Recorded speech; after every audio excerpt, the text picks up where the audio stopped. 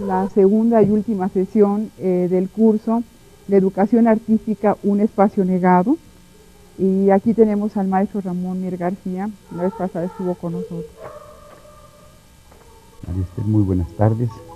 Me da mucho gusto encontrarte nuevamente aquí en este espacio y sobre todo en este contacto a larga distancia, pero muy afectuoso con todos los compañeros que nos están escuchando.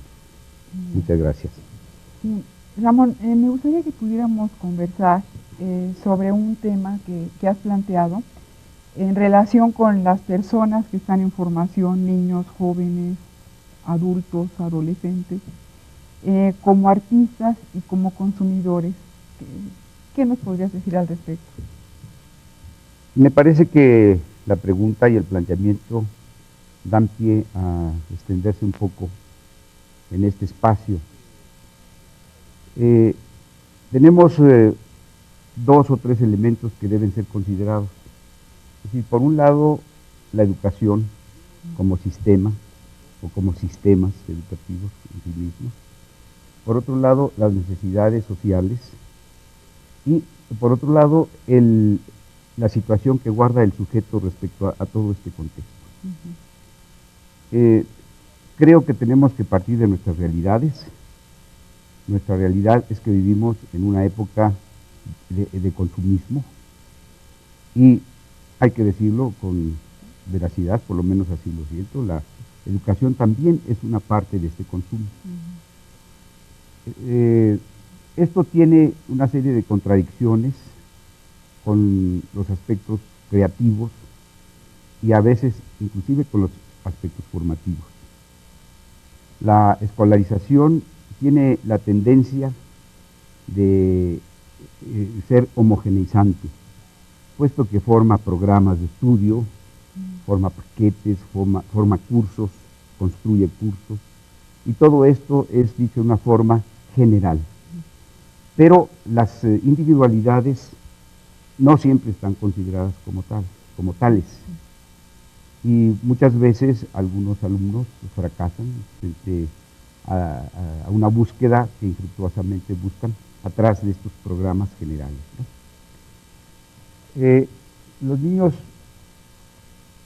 efectivamente se mantienen los niños, y yo diría que en una forma más general, todos los que tienen una formación educativa, se encuentran en este espacio y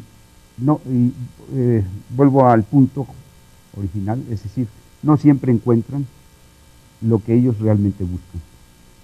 Creo que la educación en muchos aspectos debería ser reconsiderada, particularmente en los aspectos artísticos, que son los que en este momento más nos interesan, y pensar que, por un lado, la creatividad debería ser el factor central, no lo repetitivo, no lo formativo en sentido esquemático, sino invertir y buscar las fuentes de la creatividad individual y estas impulsarlas. Tal vez esto pudiera ser aplicable también en otros espacios de la educación y del aprendizaje, pero por lo pronto quiero dedicarlo a la educación artística. No sé si contesta un poco. Bien. El planteamiento. En relación con esto, me gustaría que nos comentaras si sientes alguna diferencia entre el educando como consumidor y como artista, de acuerdo con los niveles escolares, o sea, en términos generales, ¿qué pasa en primaria, en secundaria? Sí, bueno, considero que los inicios de la formación del individuo son placenteros, tienden a buscar el gusto y hay una manifestación espontánea de la creatividad del niño. Esto se daría en los niveles preescolar, primaria, etcétera, ¿no? Pero el concepto cientificista del conocimiento va dejando atrás estos aspectos formativos, ¿no? Algo de los aspectos históricos los conversábamos en la vez anterior, y yo creo que no habría necesidad de regresar a estos puntos, sino a partir de la realidad que vivimos, ver qué se podría hacer, cómo renovarlo, cómo cambiar todo esto. propondría, por ejemplo, un pensamiento, ¿no? Que en vez de ubicar el interés en el objeto creado, lo ubicáramos, por ejemplo, en el sujeto creador. Es decir, ¿qué sucede con la vivencia? La educación en lo general plantea que hay que prepararse para el futuro, lo cual pues tiene algún sentido. Pero ¿qué sucede con todo este tiempo que se está viviendo preparándose para el futuro? Es decir, esta vivencia que es la constante en el sujeto, ¿no? El sujeto está viviendo. Entonces, algunas ideas de SMAL, que es el primer documento que enviamos a los maestros, pues implica justamente pensar que sería más importante formar una bella sociedad, bellos y claros y diáfanos individuos, en vez de muy bellos objetos. Es decir, el verdadero objeto de arte, el verdadero objeto de conocimiento, debería invertirse, es el sujeto mismo, ¿no? Se tendría que enfocarse hacia el propio sujeto y, en consecuencia, hacia la sociedad. Y de alguna manera se vincula con calidad de vida y calidad académica, ¿no? Evidentemente, sí, pero las calidades solamente serían constatables a partir de una mejor sociedad, de una mejor vida de la individualidad y del desarrollo de esta subjetividad, que conduce eventualmente al arte, que conduce a la ciencia, pero que aquí sería interesante esta diferencia entre el arte y la ciencia, de los mecanismos que se dan en uno, son interesantes. El niño, por ejemplo, ubica su conexión con el objeto juguete, por ejemplo, en una forma muy amorosa. Es decir, el objeto y su subjetividad en un momento se unen. La ciencia, por el contrario, ubica el objeto fuera de sí. Entonces, trata a la naturaleza como objetos fuera de sí. Es decir, una cosa es el sujeto investigador, que explica, que busca la explicación y la aclaración respecto a todos los fenómenos de los objetos en la naturaleza. Pero creo que ahí hay una clave interesantísima que deberíamos pensarla profundamente. Es decir, esta tendencia dio el famoso dominio sobre la naturaleza. No la conjunción, no la armonía con la naturaleza, no el amor hacia la naturaleza, que ahora se hace evidente cuando la vemos destruida y surgen todos estos impulsos ecologistas y de renovación y de restitución de la originalidad de la naturaleza, pero en muchos casos sabemos que mucho se ha perdido, ¿no? Porque faltó ese vínculo amoroso con la naturaleza. En relación con la creatividad, ¿nos podrías señalar algunos aspectos, algunas condiciones, algunas atmósferas que permitieran llevarla a cabo, orientarla? Sí, bueno, a mí me parece importante un pensamiento de Winnicott, este psicoanalista inglés, que dice que en realidad la vida solamente vale la pena de ser vivida cuando efectivamente se es creativo, que la creatividad impulsa y renueva, vitaliza la espiritualidad del hombre, ¿no? del sujeto. En cambio, cuando todo es repetitivo, en la vida se liman todas estas posibilidades de creatividad, pues se decae, la vida tiende a decaerse y pierde importancia como vida, como estructura, como impulso de vida. Y este pensamiento me parece central. Ahora, ¿cómo tú decías, cómo se puede impulsar? Yo creo ¿Cómo que... se puede canalizar, orientar? Claro, yo creo que los maestros deberíamos constantemente tener una atención clara. No tengo ahorita elementos concretos que proponer, porque sería muy diversificado, pero siempre estar atentos a la creatividad del niño, en todas sus edades, en todas sus manifestaciones. Yo le quisiera suplicar al señor Ponte que me hiciera favor de enfocar por ahí un verso, el verso de un niño, del niño Aldo, que me entregó un verso. No sé si lo puede captar la cámara. Este verso es muy interesante desde su origen. Se da en un momento en que Aldo está frente a una enorme caída de agua en Chiapas, entonces se mete bajo las cortinas de agua. Después, aquí en la cámara están ustedes leyendo el contexto, dice, algún día el sol me evaporará. La primera nube que veas que le llueve a una semilla recién nacida, esa seré yo.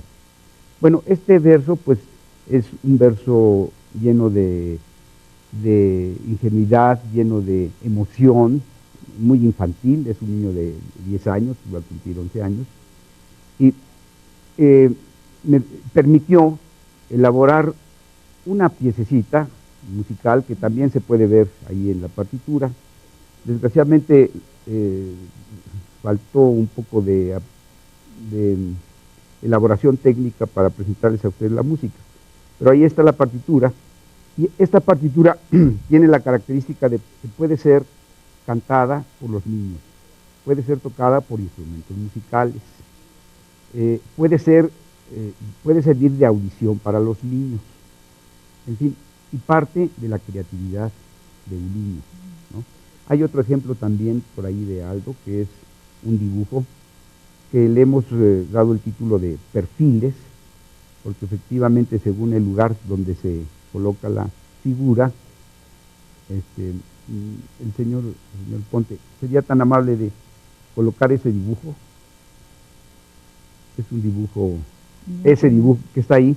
Si ustedes me hacen favor de invertirlo, ahí se ve un perfil de un lado, pero si se invierte, de cualquier lado que lo ponga, por favor, en la cámara, invertir, mover por los cuatro lados. Sí, sí, este dibujo es un dibujo en realidad abstracto. El niño lo concibió como algo abstracto. Y yo le di el título de Perfiles porque en algún momento me parece que es eso. Pero observen ustedes la delicadeza del dibujo, la elaboración tan minuciosa.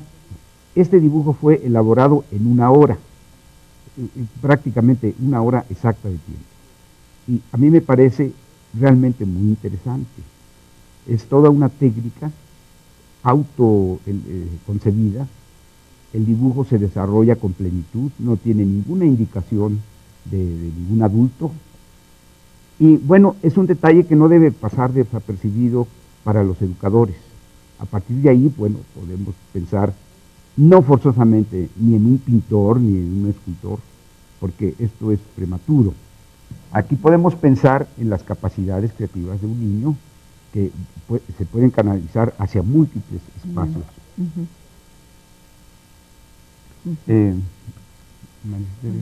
Hay una llamada desde Guanajuato. Sí, la recibimos. ¿Podríamos recibirla para comentar? Sí. Estamos listos. Bueno. Sí, puede venir pasar la llamada, por favor. Maestro Mier, ¿no me escucha? No, sí, no escuchamos. No hay respuesta, señorita. Bueno. Sí. Adelante. Bueno, podemos... Adelante, Bueno, ¿sí escuchamos? ¿me están escuchando? Sí, ahorita se escucha.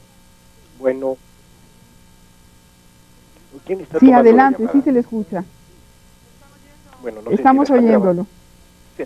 Bueno, mire, es un planteamiento de esta suerte. Ante todo, le agradezco el hecho de que esté transmitiendo muchas inquietudes que seguramente a los maestros que tienen la responsabilidad directa de la formación nivel básico va a tener extraordinaria repercusión.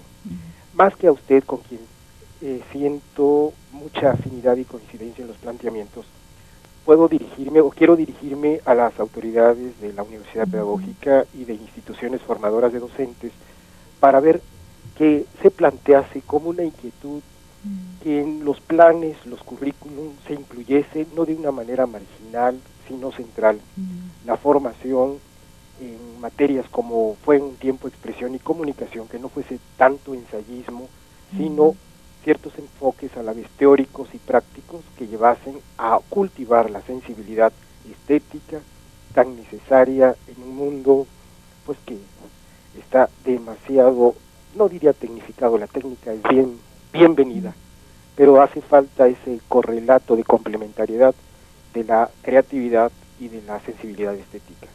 Esto es mi planteamiento, es mi inquietud. Sí. Y muy bien. espero pues que haya un poco de inquietudes similares a esta. Muchas gracias. Gracias a usted.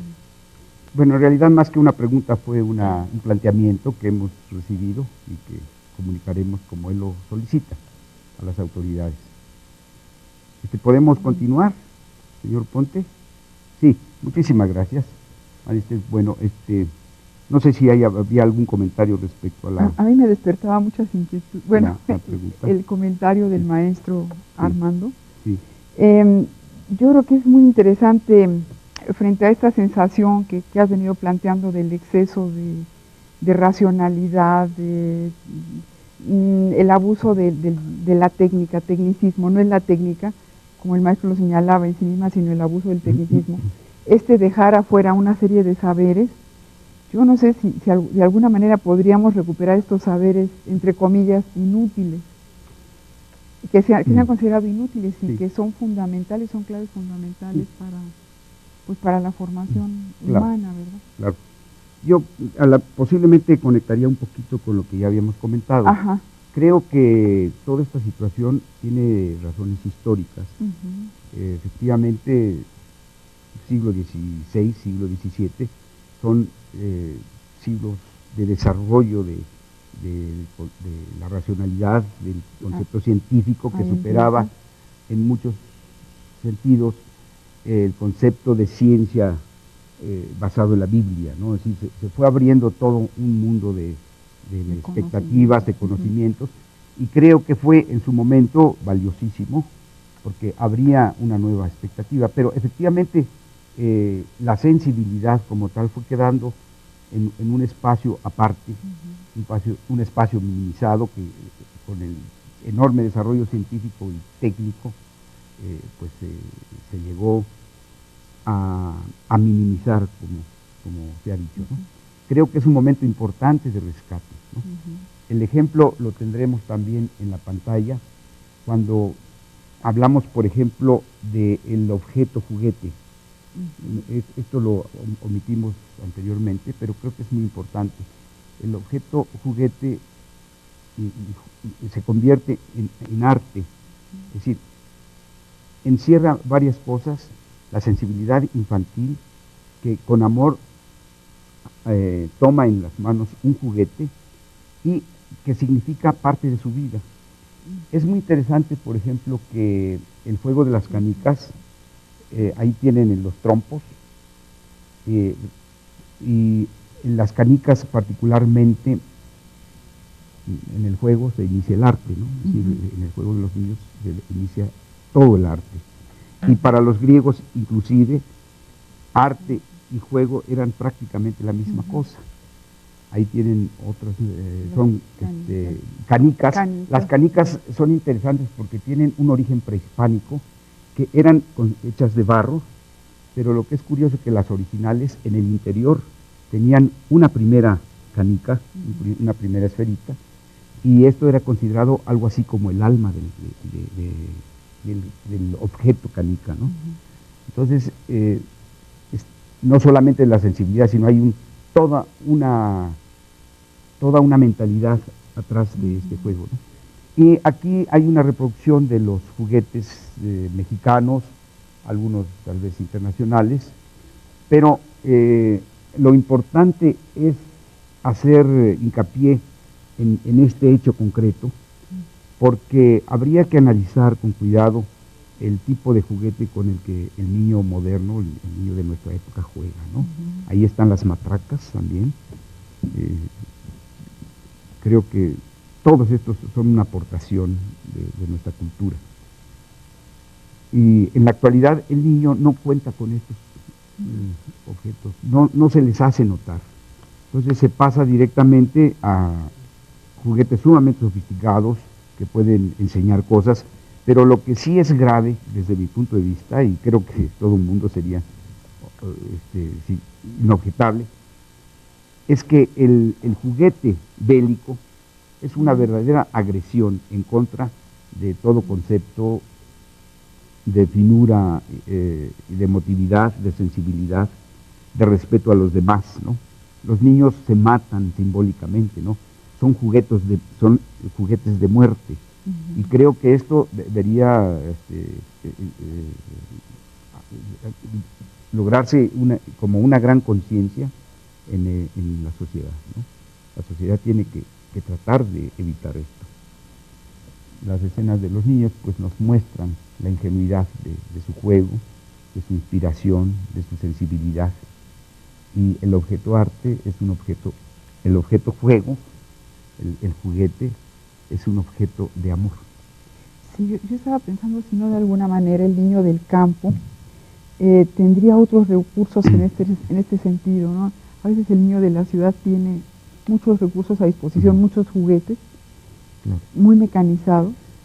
Bueno, indudablemente, y no solamente en nuestro país, sino en el mundo entero, las llamadas culturas primitivas, creo que deberíamos conocerlas un poco más, ¿no? A veces creo que nuestra modernidad, junto a ellas, queda en el primitivismo, ¿no? En culturas africanas y en culturas de regiones muy apartadas, ¿no? Me parece que es la cultura balí, en donde ellos piensan que no hacen arte. Dice, nosotros no hacemos arte, sino hacemos las cosas lo mejor posible. Y también dice, no hacemos ciencia, sino tratamos de saber las cosas lo mejor posible. Y es una conjunción entre arte y ciencia con la vida, un auténtico ensamble, ¿no? Bien, en relación con, abordando el tema del juego, me gustaría que nos comentaras esta idea que de alguna manera has presentado. O sea, ¿cuál es la relación entre la actividad lúdica y la creación cultural en general? Sí. Y artística en particular. Sí, es muy interesante esta pregunta porque da pie a muchas cosas. Lo interesante es que por ejemplo, para los griegos, música y juego tenían una afinidad muy grande, ¿no? Y también es interesante que en lenguas con distintas raíces, de distintas ramas lingüísticas, coinciden en nombrar juego al hecho de hacer música.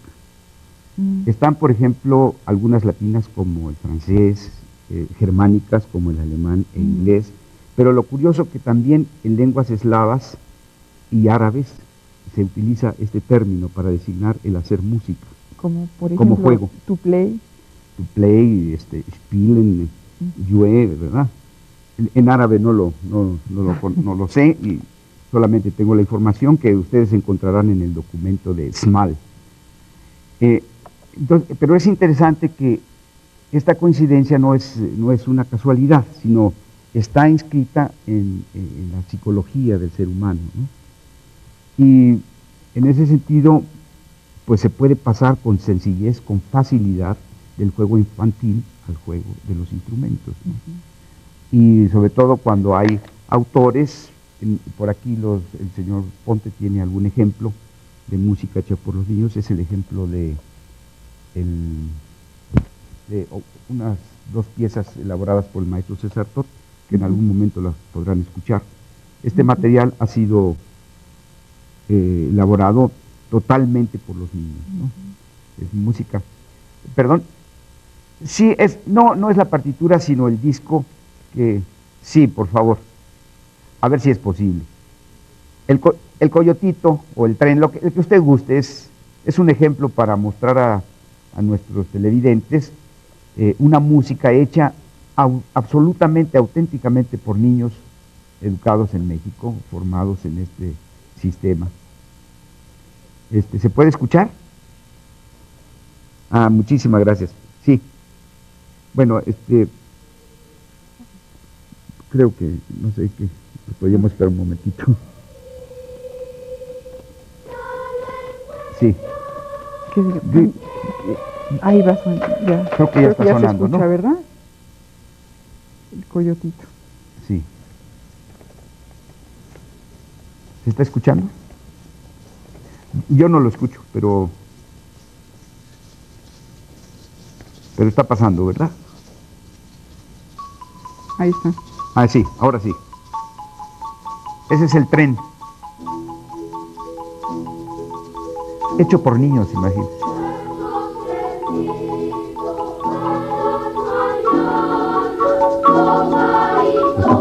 Sí, sí. Estaba pensando también en lo que hizo con Ángel. Ajá, La sí. recopilación de ritmos. No, es que esto había que Había que organizarlo. comentarlo.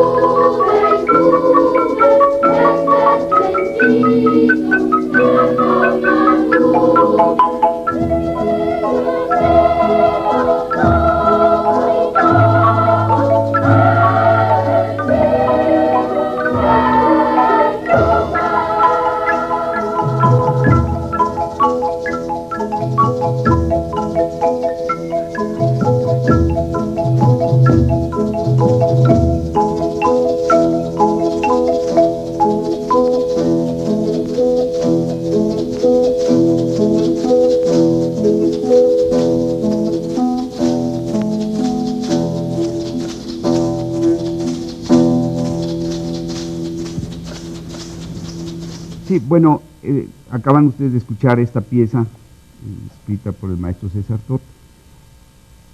Tanto las voces que escucharon como los instrumentos que han sido tocados han sido realizados totalmente por niños. La idea es fundamentalmente utilizar la cultura de México y desde luego dirigirla a un desarrollo educativo. Hay muchas otras creaciones también por parte de autores, de músicos y de instituciones, como el trabajo realizado por el CONAFE, que es muy interesante porque toma algunos sones locales de diversos lugares. Sí, se escucha. El Ahí coyotito. Ahí está una nueva, el coyotito. Sí, sí. Bueno, lo que se escucha el coyotito es también una obra del maestro César Tot, tocada y cantada por niños mexicanos. Y decíamos que otras instituciones han realizado también trabajos importantes, podríamos recomendar muchísimo aquellos del CONAFE, son más de 4 o 5 Sí. o 5 casetes perfectamente grabados.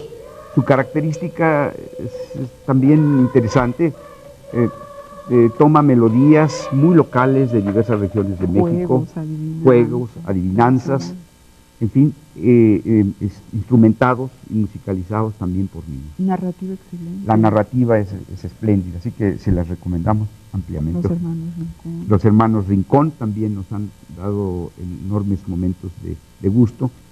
Solamente que, por ejemplo, este material no es exactamente para que los niños lo hagan, sino para presentárselos. Son obras para los niños. Las anteriores son realizadas por los propios niños. Muy bien, podríamos seguir adelante. Sí, muchísimas gracias. En relación con esta idea, estabas trabajando esta idea del juego, del homo ludens en la generación de cultura, de saber. Sí, pues decíamos que hay una conexión inseparable, ¿no? Entre juego y creación. Para los griegos ese aspecto era importante y es interesante decir que dejaron inscritos dentro del espacio de las musas, por ejemplo, a la poesía, desde luego, a la danza y al teatro, ¿no? No estaba incluida, las musas no eran patrocinadoras, por ejemplo, de lo plástico, de la parte plástica. En cambio, sí de la historia. De la historia. Pero uno se pregunta, ¿por qué la historia, no? Lo que pasa es que hay que concebir la historia en esa época, que más bien se declamaba, la historia era declamada, por lo tanto caía un poco dentro de la poética, ¿no? Más dentro de la narrativa. Más dentro de la narrativa, entonces era un arte poética, aunque tenía la característica de historia, ¿no? Entonces, a estas artes les llamaban de músicas, artes músicas, ¿no? Es decir, de las musas. Y bueno, los griegos pues siguen siendo inspiradores de muchas cosas, ¿no? Porque creo que Platón y Aristóteles hablaron y analizaron mucho los aspectos de relación. Y aquí yo encuentro una cosa interesante. A ver, es un planteamiento para ser estudiado, ¿no? El ritmo y la armonía son dos aspectos que habría que pensarlos en la época actual, no en la antigüedad, sino nos vamos ahora a nuestro tiempo. Es decir, el ritmo, ¿qué es? El ritmo es un constante movimiento, que fundamentalmente lo conectas con la danza. Es decir, el ritmo es movimiento. Esto lo vemos mucho en los pueblos africanos, que toda su manifestación es, además de cantada, se manifiesta como una verdadera danza, ¿no? Sea una protesta política, sea una celebración, todo es danza y música y movimiento. Entonces el ritmo es el movimiento hecho estructura, es estructurante, no son movimientos desarticulados, sino tienen siempre, por eso a veces hay músicas muy fuertes que a base de un ostinato sostienen captan la atención del público, de la gente, ¿no? Del auditor o de quienes lo realizan. Lo interesante para nosotros sería plantear que tenemos que ir transitando del espacio de auditores al espacio de realizadores. Es decir, recuperar la vivencia individual en cada caso. Es mejor tocar un poco la guitarra, aunque sea, no hay por qué tocar la guitarra como lo hace Segovia, o como lo hacía Segovia en su época, cuando sigues, ¿no? Es decir, no hay por qué ser un Segovia, sino hay que tener la vivencia de tocar la guitarra. ¿Y por qué no cantar? Y el hecho de saber que hay artistas inconmensurables, es decir, inalcanzables, esto nos limita a todos un poco. Es decir, el mundo de las grandes figuras en el arte, de los grandes pianistas, de los grandes violinistas, de los grandes bailarines, en fin, todas estas grandes figuras, indudablemente que tienen un valor en sí mismas, ¿no? Es el objeto externo, pero ¿en dónde dejo al sujeto que tiene su interioridad, tiene su corazoncito, pero que nunca lo puede expresar con... Entonces, queda el individuo, el sujeto, cada vez como un auditor plantado en su butaca, ¿no? Yo creo que había que ser un gran despliegue de grupos de danza, de grupos corales que solamente requieren un maestro que medio entiende el asunto, que además, si es malo en principio, con el desarrollo de su propio grupo podría llegar a ser maravillas, ¿no? Es decir, puede autodesarrollarse. Esto, lo que estoy diciendo, es interesante porque no se necesita ser graduado de ningún lugar para poder hacer música, para pintar, para bailar, ¿no? Y esto es interesante porque la lección de Satie fue maravillosa. Satie era un músico revolucionario, ¿no? Eric Satie, y cuando por fin le dieron el papelito de la universidad, él ya tenía una grandísima obra, tras decir, ahora sí ya tengo permiso para hacer música. Ahora ya tengo permiso. Digo, para hacer música, y además música buena, no se necesitan permisos de ninguna universidad. Yo creo, desde luego, en que hay una formación que puede refinar estos conceptos, etcétera, pero no para hacer la música, ¿no? No para danzar, no para cantar. Yo creo que tenemos que recuperar las manifestaciones auténticas de nuestro pueblo. No me refiero solo al mexicano, sino del pueblo del mundo, ¿no? De todos los pueblos, y que se exprese, y que, bueno, reconozcamos a las grandes figuras. ¿Por qué no vamos a reconocerlas? Puesto que implica también un producto de la sociedad. Sí. Es decir, es la acumulación del esfuerzo social que también está representado en esas figuras grandiosas, ¿no? Pero que somos, y ellos son igual que nosotros. La diferencia que ha habido diferentes oportunidades, tal vez, ¿no? Y las oportunidades también las debe proporcionar el Estado, las debe proporcionar las universidades, ¿no? En forma muy amplia, ¿no? Porque no me pareció tan agradable ni tan elocuente aquella cosa de dar premios a los ya consagrados, es decir, de dar becas a los consagrados. Ya no son becas. A los consagrados hay que darles premios, grandes reconocimientos, pero las becas son para los que se están formando, desde abajo, ¿no? A los que teniendo talento no tienen el medio. Yo en este momento tengo a 3 o 4 alumnos extraordinariamente valiosos, pero los pobres no tienen ni instrumentos en donde hacer su trabajo, ¿no?, musical. Ramón, en relación con esto que venías comentando, me surge una inquietud. El término artista como tal, ¿cuándo surge o siempre ha existido? Bueno, desde los griegos, ¿cuándo surge? ¿Cómo lo podríamos ubicar? Mira, yo creo que hay, cada época histórica tiene sus propias definiciones. A veces los términos en cada época adquieren diferentes significados, ¿no? Creo que siglo XVI, siglo XVII también marcan estas diferencias, ¿no?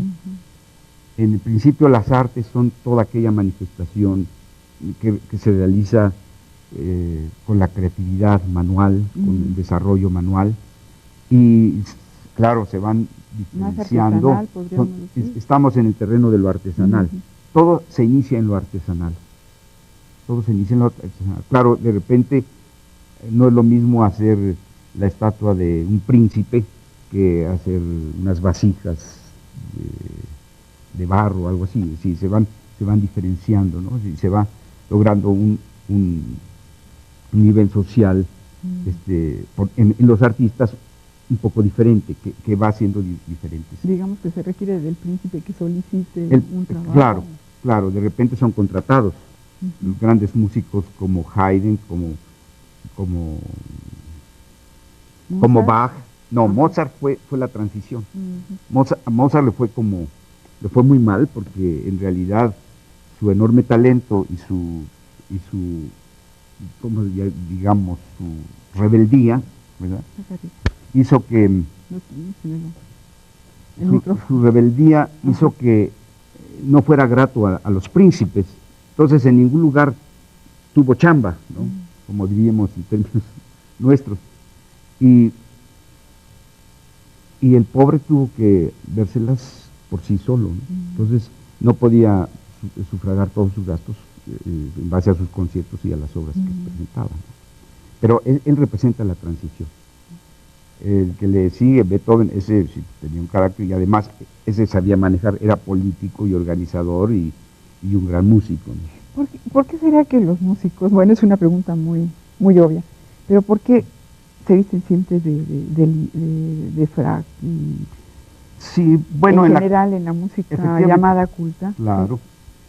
Es que el frac en la actualidad tiene una razón histórica muy interesante, ¿no? Porque esto nos lo plantea claramente Antonio Santoni en su nostalgia, ¿no?, del maestro artesano, claro, porque él habla del músico en librea. ¿Y qué quiere decir con esto? Pues la librea era el objeto de vestir común a la servidumbre del príncipe y del señor.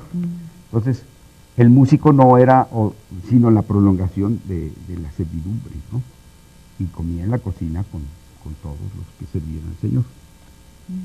Entonces, con el tiempo, pues claro, la librea se fue modificando un poco, se fue estilizando, pero pues si ustedes van a un restaurante elegante, van a encontrar a los músicos y a los meseros vestidos de la misma forma elegante, ¿no? Es decir, de smoking o de traje, como se acostumbre, dependiendo del nivel y de lo que cueste el restaurante. Puede ser frac o smoking, ¿verdad? Pero pues tiene ese origen, y para mí que ahí está todavía la reminiscencia de la función del músico de estas épocas, ¿no? Hablamos siglo XVIII, XVII, XVIII, y aún antes. Bien. Gracias, Ramón. En fin, en relación con talleres de formación artística para impulsar, para proporcionar a los maestros algunos elementos para impulsar la creatividad, bueno, la propia y la de los alumnos, ¿qué sugerirías o qué beneficio consideras que pudieran tener? Mira, yo podría regresar un poco a la época, creo que del presidente Echeverría, donde se creó el Senpai. Ahí se trabajó un poco con esto que se dio en llamar la sectaria, es decir, el área artística, ¿no? Y se generaron algunos documentos. Y tal vez como consecuencia de este origen, se dejó de hablar de educación musical en particular, y se empezó a hablar por primera vez, digo, de lo que yo recuerdo en mi experiencia académica, de la educación artística en lo general. Entonces, claro, no existía el maestro de educación artística. Y con esta idea se generaron, se formaron los CEDART, es decir, instituciones que supongo siguen funcionando, con la idea de formar a un maestro en forma integral dentro de las artes. Es decir, que un maestro debería, bajo este lineamiento de educación artística, pues dominar algo de todas las artes. Todos los lenguajes. Todos los lenguajes. Yo creo que aquí veo un problema de fondo, ¿no? Que cada arte es tan amplia y tan profunda, así que realmente, inclusive dentro de la música, el hecho de tocar muy bien un instrumento, suponte tú la guitarra o el violín, no infiere tocar perfectamente el piano. Dentro de la misma área hay técnicas totalmente diferentes, ¿no? O de tocar muy bien el piano no se infiere que el señor sea un buen cantante. Es decir, cada espacio dentro de este campo o de cada campo tiene además sus especialidades, ¿no? ¿Sí? Entonces yo dudo un poco que un solo individuo sea capaz realmente de dominar todos los campos del arte, ¿no? Esto es un planteamiento casi como utópico, no sé cómo se podría llamar. Entonces creo más en la reunión de los especialistas de diversos campos, 4 o 5 que se sienten dentro de una escuela, dentro de una institución, a formular un proyecto más amplio de desarrollo con los estudiantes, y se podrían generar obras artísticas de altísimo nivel, es decir, como objeto de arte. Porque por un lado estaría aquel que hace la poesía, aquel que hace el guión literario, el guión que sirve para formar la obra, o hay otro que puede contribuir a hacer la música. Hay un grupo de estudiantes que organizan la pequeña orquesta de percusiones, en fin, y después vienen los actores, ¿no? Y cada uno de estos grupos, pues aleccionado, instruido por los que más conocen del campo, ¿no? Y yo vi alguna manifestación de este tipo, por ejemplo, en la preparatoria del observatorio, no me recuerdo el número que es, el observatorio, con la maestra Sala. La maestra Sala formó grupos en este sentido, ¿no? Muy diversificados, haciendo obras grandes. No recordaría particularmente el nombre de las obras que presentó, pero recuerdo algo de Paul Jambés, por ejemplo.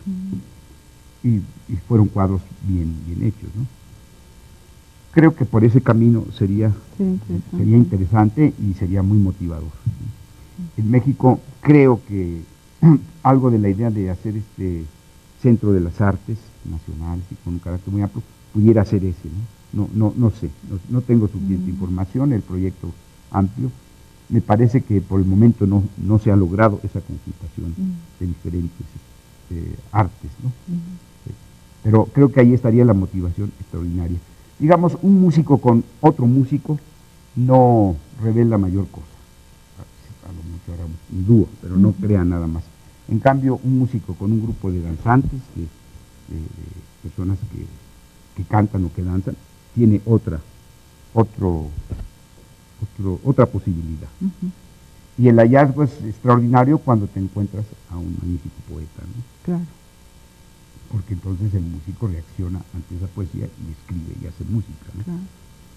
Que en ese sentido, lo que me comentabas de Villahermosa, esta división de educación y arte, que reúne una serie de talleres, puede ser un espacio. Esto que me has comentado de Tabasco me parece algo extraordinario, porque en el artículo que les enviamos a los maestros de Razón y Sensibilidad, al final de este artículo que apareció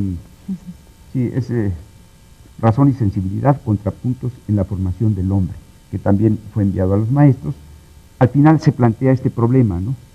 Que en México están disociados los espacios de la cultura y de la educación. Es decir, disociados desde el punto de vista dentro de la institución, están separados.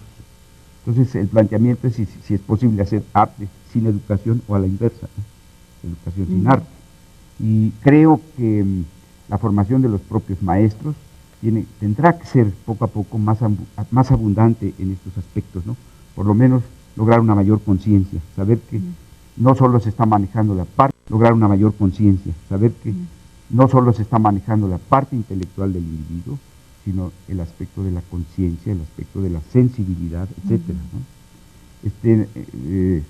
Recuerdo ahorita una cita que leí respecto a Lutero, que en su época decía Lutero, consideraba a un maestro que no dominaba el arte de la música como incapaz y realmente insuficiente.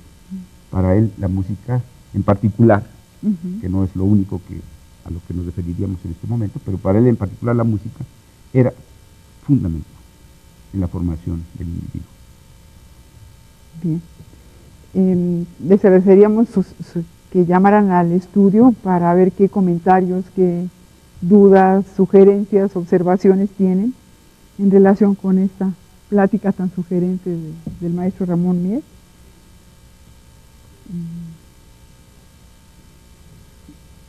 Todavía tenemos un poco de tiempo. Sí, con mucho gusto.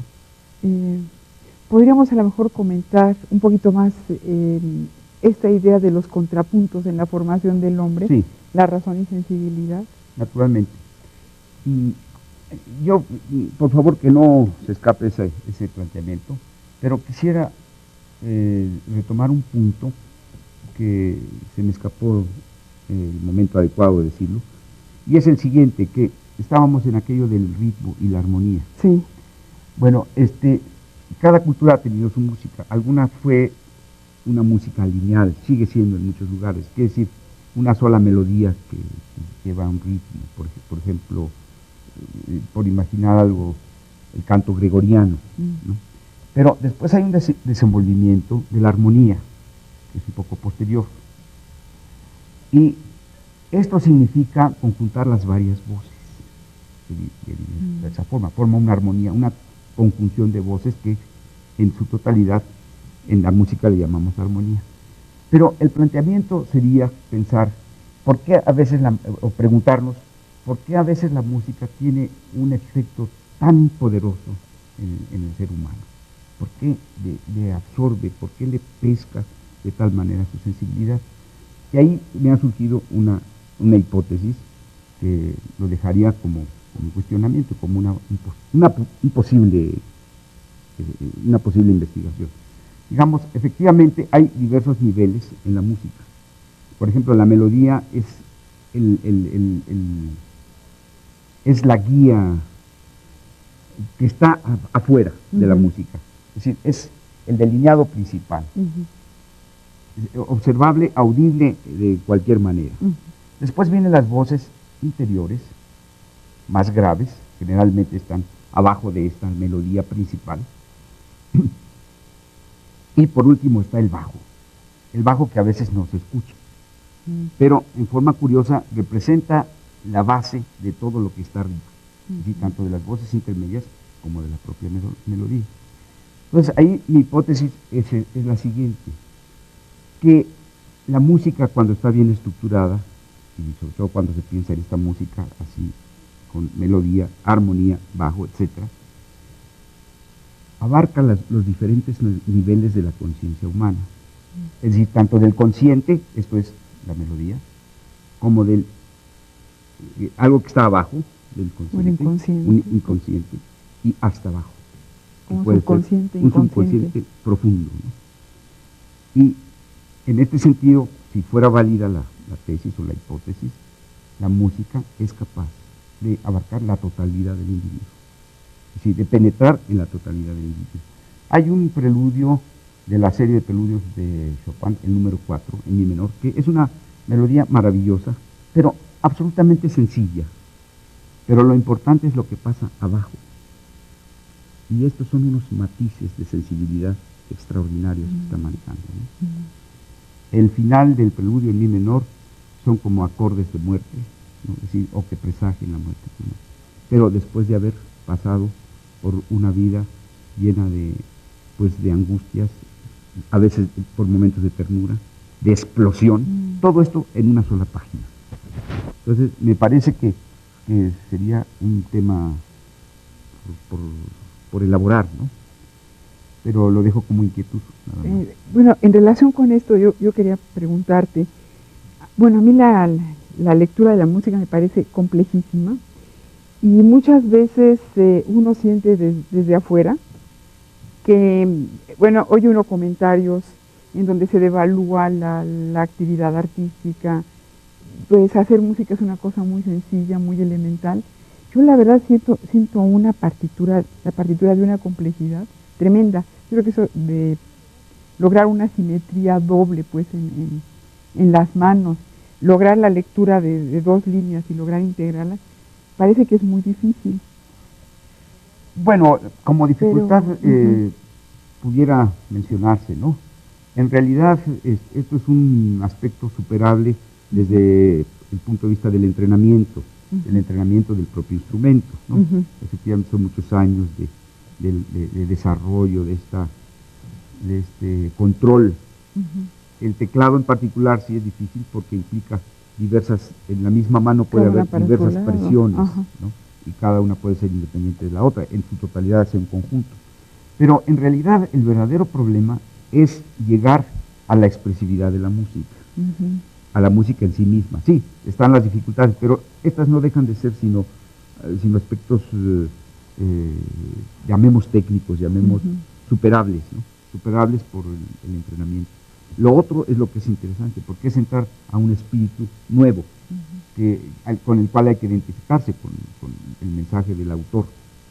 Un César Frank, por ejemplo, ¿no? Que es profundo, ¿no?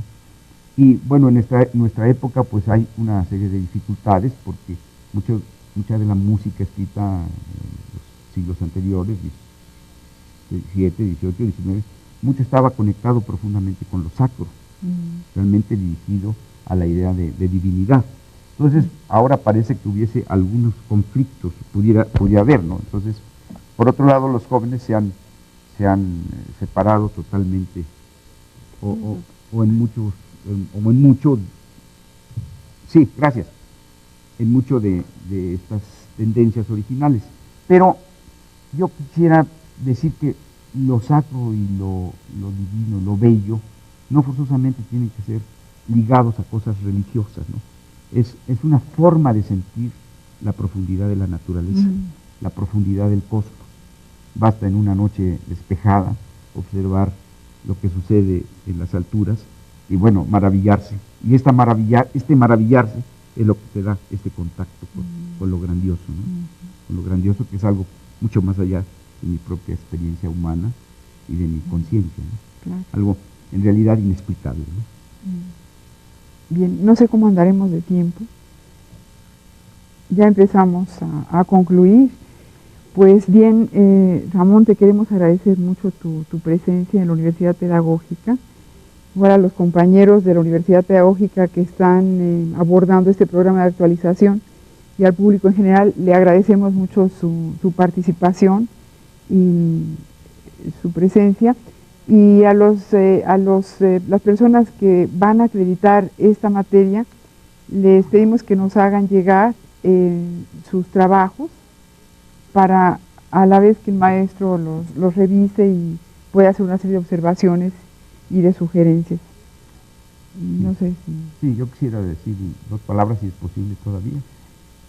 Sí. Sí, bueno, que agradezco desde luego a la Universidad Pedagógica Nacional esta invitación, al equipo que nos ha apoyado en este evento, al señor Ponte, y a todos los compañeros que nos han auxiliado, así como a las autoridades que nos han hecho posible estar aquí. Muchas gracias y saludos para todos ustedes. Gracias.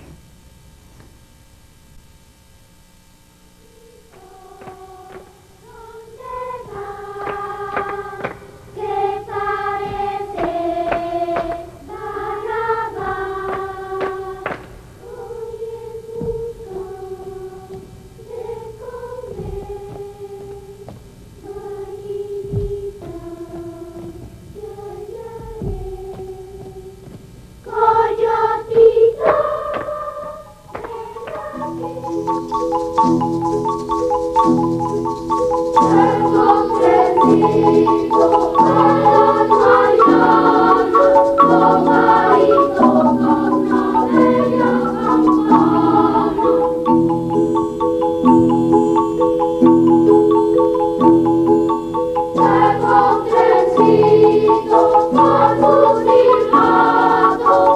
Cuando toca me dan sobresalto.